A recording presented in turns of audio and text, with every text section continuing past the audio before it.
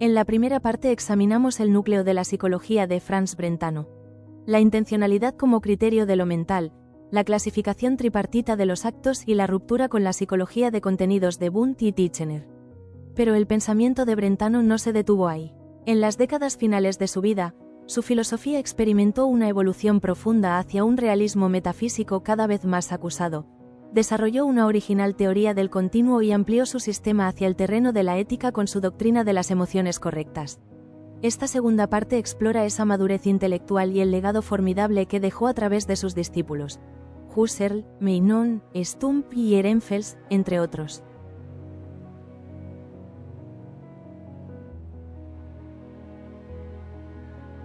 El problema que abordamos en esta segunda parte es el de la evolución del pensamiento de Brentano. En su obra de 1874, Psicología desde el punto de vista empírico, el objeto intencional era descrito como algo que reside en la conciencia, la llamada inexistencia intencional.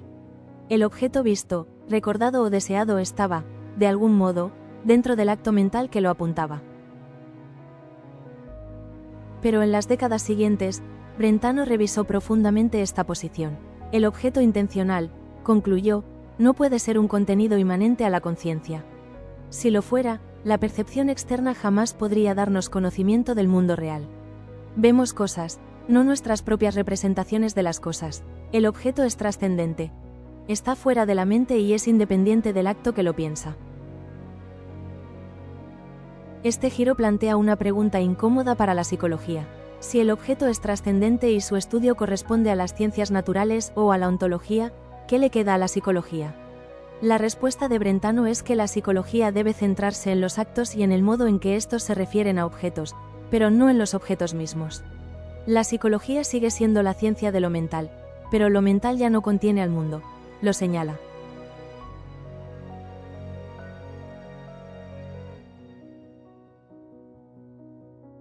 El Brentano maduro nos ha llegado a través de un corpus fragmentario pero sustancial.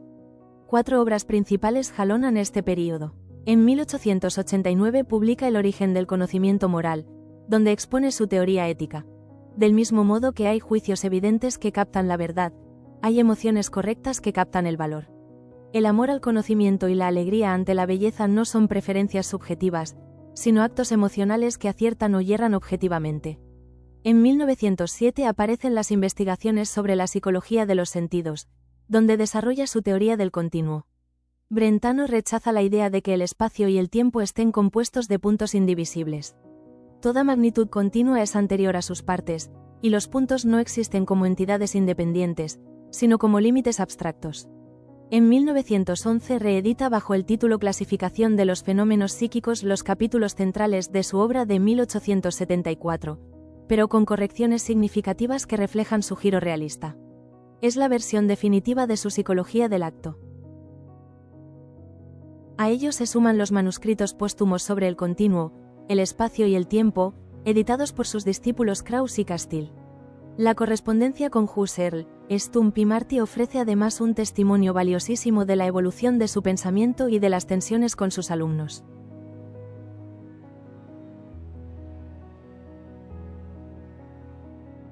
La madurez de Brentano transcurre en un progresivo aislamiento académico. En 1895 abandona definitivamente Viena y se instala en Florencia, donde residirá casi 2 décadas.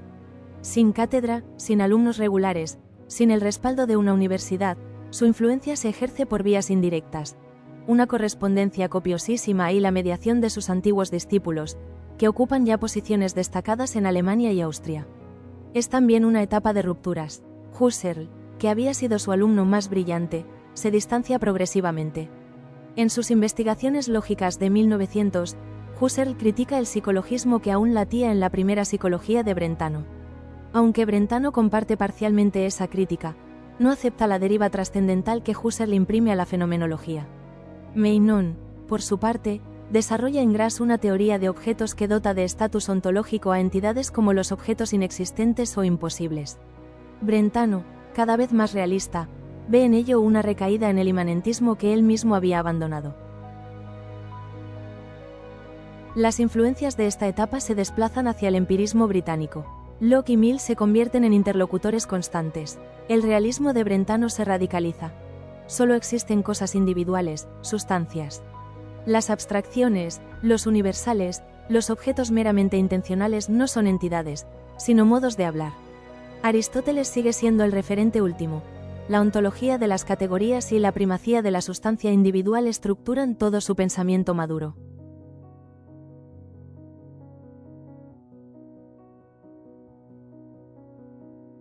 El pensamiento maduro de Brentano se articula en torno a tres pilares que amplían y corrigen su sistema original. El primer pilar es el realismo metafísico. En su obra de 1874, Brentano había descrito la intencionalidad recurriendo al concepto escolástico de inexistencia intencional.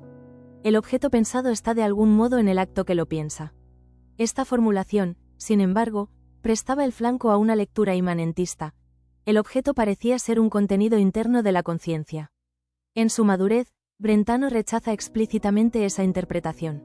En una carta a Oscar Krauss de 1909 lo formula con total nitidez. No es la conciencia el objeto, sino que el objeto es objeto de la conciencia. La frase invierte por completo la perspectiva de 1874. El objeto intencional es trascendente. Cuando vemos un árbol, no vemos nuestra representación del árbol, vemos el árbol. La percepción externa nos pone en contacto directo con la realidad. Confundir el acto de pensar con el contenido pensado es un error categorial de graves consecuencias. El segundo pilar es la teoría del continuo. Brentano sostiene que el espacio y el tiempo no están compuestos de puntos indivisibles, como pretendían los pitagóricos o los atomistas. Un punto no es una parte del continuo, sino un límite abstracto que solo existe en tanto que frontera entre regiones. La magnitud continua es anterior a sus partes. No se construye sumando puntos, del mismo modo que una línea no se compone de posiciones sin extensión. Esta teoría tiene implicaciones directas para la psicología de la percepción. Lo que percibimos fenoménicamente no son unidades discretas que luego ensamblamos, sino totalidades continuas que solo después, mediante abstracción, descomponemos analíticamente. Stump y Ehrenfels tomarán esta idea y la convertirán en el fundamento de la psicología de la Gestalt. El tercer pilar es la ética de las emociones correctas. En El origen del conocimiento moral de 1889, Brentano extiende su análisis de los actos psíquicos al terreno de los valores. Del mismo modo que hay juicios evidentes que captan la verdad de forma inmediata, como el principio de no contradicción, hay emociones correctas que captan valores objetivos. El amor al conocimiento, la alegría ante la belleza, la repulsa ante el sufrimiento injusto no son meras reacciones subjetivas. Son actos emocionales que aciertan o yerran. Brentano lo resume así. Llamamos bueno a algo cuando el amor que le tenemos es correcto. La ética no es una cuestión de normas impuestas desde fuera, sino de una sensibilidad emocional educada que capta el valor en el mundo.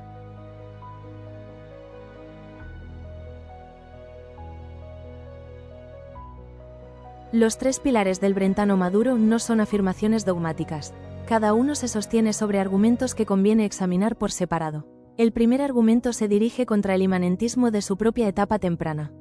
Si el objeto intencional fuera un contenido interno de la conciencia, entonces la percepción externa jamás podría darnos conocimiento del mundo real. Veríamos nuestras propias representaciones, no las cosas. Pero la experiencia fenoménica dice lo contrario. Cuando percibimos un árbol, distinguimos sin esfuerzo entre el acto de percibir y el árbol que está ahí fuera. No son la misma cosa. El acto es mío, privado, temporal. El árbol es público, independiente, accesible a otros observadores. Brentano concluye que el objeto intencional es trascendente. La psicología debe estudiar el acto y su modo de referencia, pero el objeto mismo corresponde a las ciencias naturales o a la ontología. El segundo argumento ataca la concepción atomista del espacio y el tiempo. Supongamos que una línea estuviera compuesta de puntos indivisibles. Entre cada dos puntos habría siempre otros infinitos puntos, porque entre dos posiciones siempre hay una posición intermedia.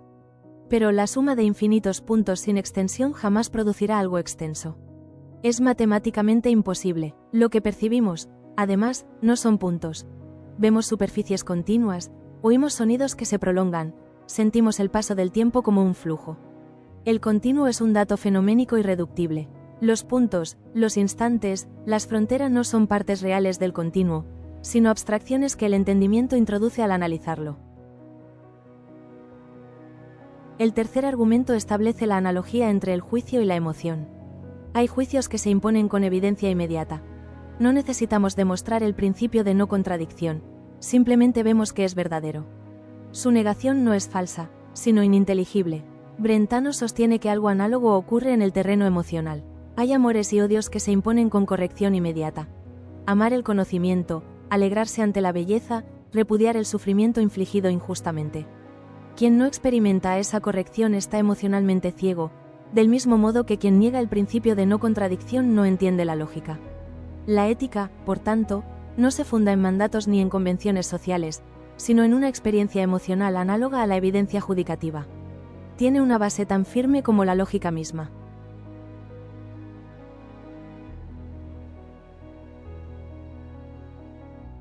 Las implicaciones del pensamiento maduro de Brentano desbordan el ámbito estricto de la psicología y se extienden a la ontología, la ética y la historia de la escuela que fundó. La primera implicación es la transformación de la psicología del acto en una ontología del objeto. Si el objeto intencional es trascendente, entonces la psicología no puede estudiarlo directamente. Su tarea es analizar los actos y sus modos de referencia, pero el ser de los objetos corresponde a otra disciplina, la ontología. Brentano, en su madurez, se convierte en un ontólogo que defiende la primacía de la sustancia individual. Solo existen cosas concretas, las abstracciones, los universales, los objetos meramente intencionales no son entidades, sino modos de hablar. Esta distinción entre acto, contenido y objeto será sistematizada por su alumno Twardowski y se convertirá en uno de los pilares de la escuela de Lvov-Varsovia. La segunda implicación conecta la teoría del continuo con el nacimiento de la psicología de la Gestalt. Carl Stump, discípulo directo de Brentano, aplicó la teoría del continuo al estudio de la percepción acústica y musical. Su alumno Christian von Ehrenfels publicó en 1890 el artículo fundacional de la Gestalt, donde mostró que una melodía es algo más que la suma de sus notas. Tiene una cualidad formal irreductible.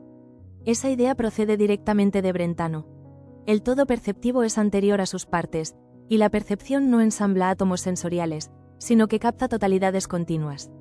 La escuela de la Gestalt, Wertheimer, Kohler, Kafka, tiene aquí una de sus raíces más profundas. La tercera implicación se proyecta sobre la ética. Max Scheler y Dietrich von Hildebrand, formados en el círculo brentaniano, desarrollaron la ética de las emociones correctas hasta convertirla en una axiología fenomenológica de gran alcance.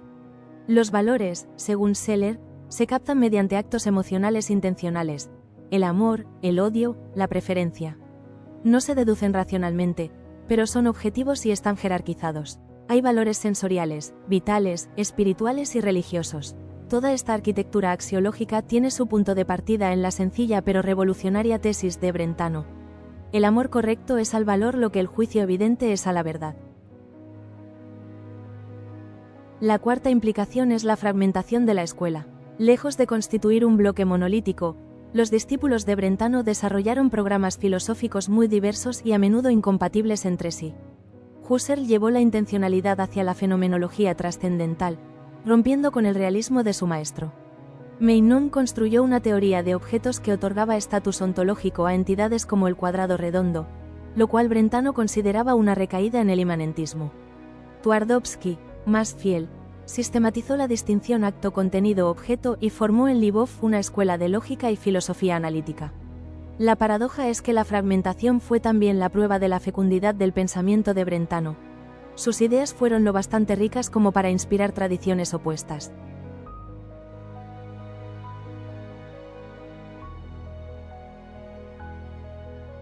El pensamiento maduro de Brentano resuelve algunas tensiones de su etapa temprana, pero abre otras nuevas que siguen siendo objeto de debate. 4 problemas destacan por su importancia y su vigencia. El primer problema es la compatibilidad entre el realismo maduro y la psicología descriptiva. En 1874, Brentano había fundado la psicología del acto sobre una descripción neutral de los fenómenos psíquicos, sin pronunciarse sobre la existencia real de los objetos intencionales. Bastaba con describir que todo acto se dirige a algo. Pero en su madurez, Brentano afirma que ese algo es trascendente y real. La pregunta es inevitable. ¿No compromete esta afirmación la neutralidad metódica que caracterizaba a la psicología descriptiva?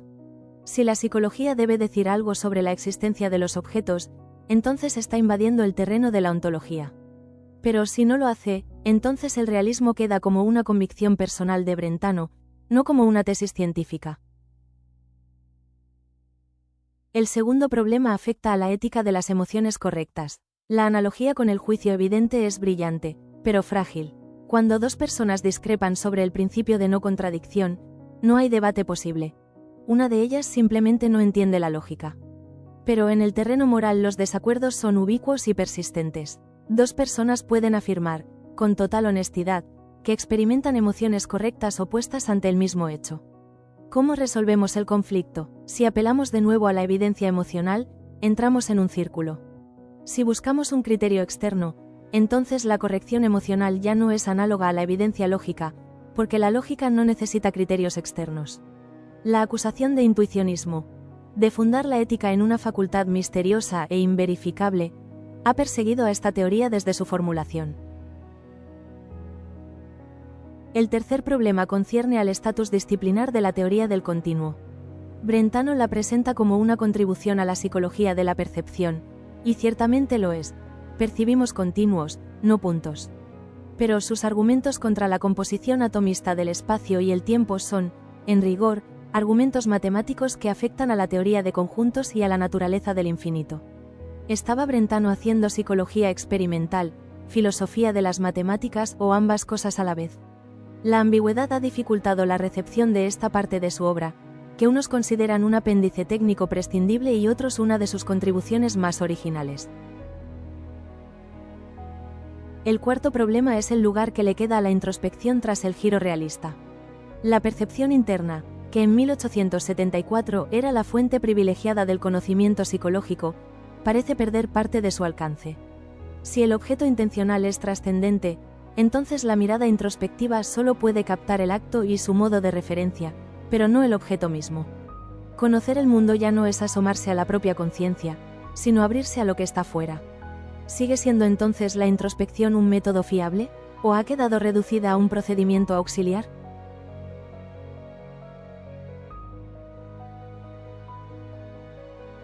El debate sobre el Brentano maduro ha sido animado por intérpretes que han centrado su atención precisamente en los tres pilares que hemos examinado: el realismo, la teoría del continuo y la ética.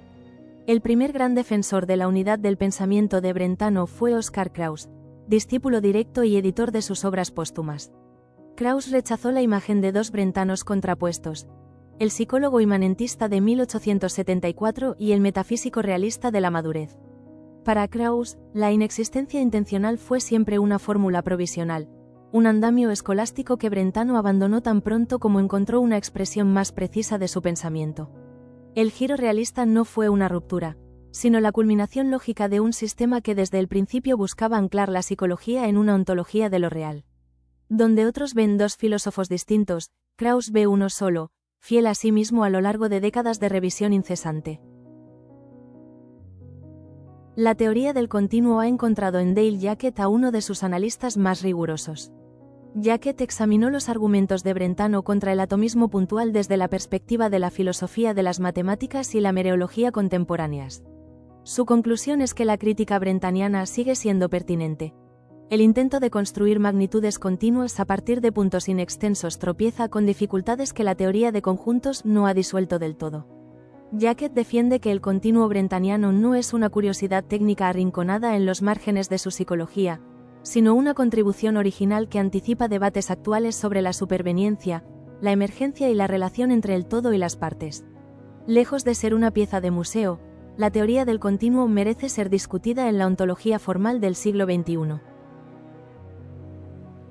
En el terreno ético, Linda McAllister ha sido la principal defensora de la teoría de las emociones correctas frente a la acusación de intuicionismo. McAllister sostiene que Brentano no apela a una facultad misteriosa ni a una intuición inefable. Lo que describe es un tipo de experiencia emocional que guarda una analogía estricta con la evidencia judicativa. Del mismo modo que ciertos juicios se nos imponen como evidentes sin que podamos demostrarlos, y sin que eso los haga infalibles, ciertas emociones se nos imponen como correctas sin que necesitemos deducirlas de principios previos.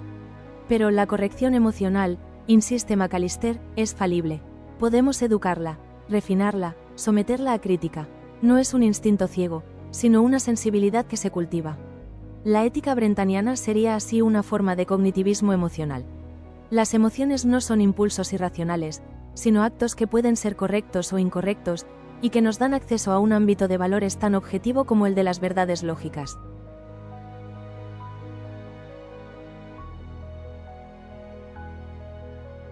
Llegamos al final de nuestro recorrido por el pensamiento maduro de Franz Brentano. 3 ideas merecen ser retenidas. Primera, la evolución hacia el realismo.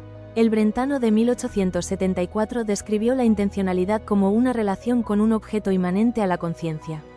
El Brentano maduro corrigió esa posición. El objeto intencional es trascendente. No vemos nuestras representaciones, vemos las cosas. Este giro transforma la psicología del acto en una ontología de lo real.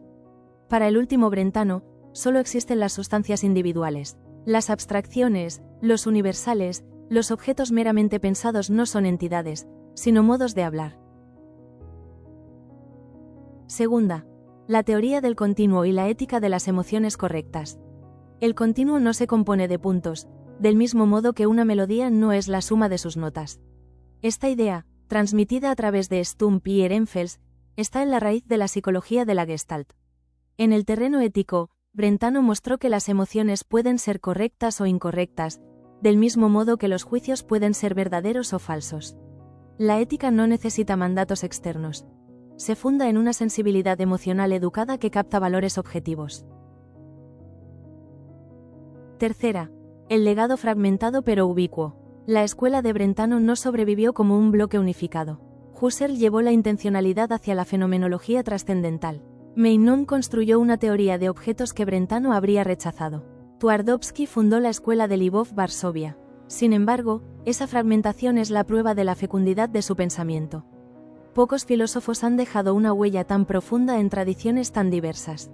El acto mental no contiene el mundo, lo señala, y en ese gesto se funda tanto la psicología como la ontología.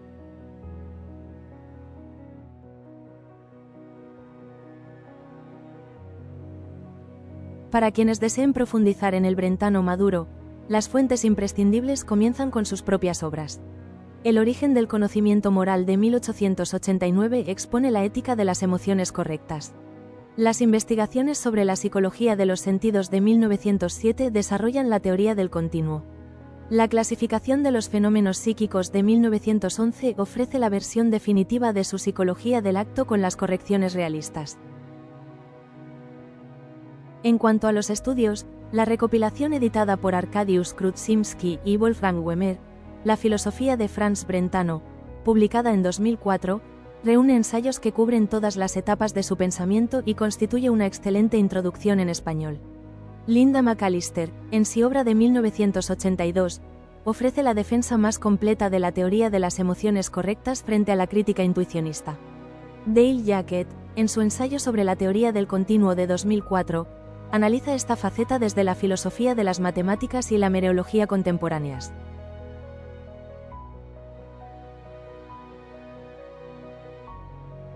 En la próxima lección iniciaremos el estudio de uno de los discípulos más originales y controvertidos de Brentano, Alexius Meinong. Nos centraremos en su teoría de los objetos, su clasificación de los distintos tipos de entidades, existentes, subsistentes, ideales, y la ruptura que esta propuesta supuso con el realismo de su maestro. Les esperamos allí. Gracias por su atención y hasta pronto.